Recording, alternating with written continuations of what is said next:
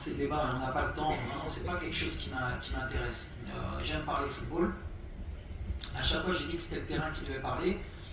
Voilà, c'est normal qu'il y ait des critiques. On a fait quand même quelque chose d'historique et au Maroc, on a un peu minimisé, on a voulu l'oublier.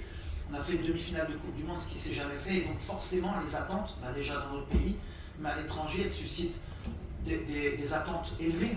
On doit être l'équipe qui doit être dominante, on doit être l'équipe qui doit mettre des buts, on doit être l'équipe qui doit toujours gagner.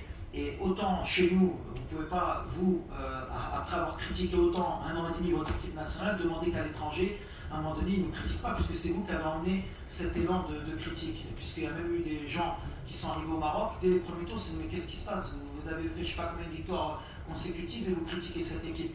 Donc on récolte aussi un peu ce que vous avez semé. Mais moi, les critiques, c'est ce que j'ai dit.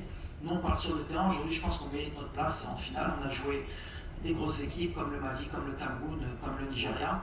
Et aujourd'hui, on est en finale contre une des meilleures équipes aussi, le Sénégal. Mais on ne s'occupe que du terrain.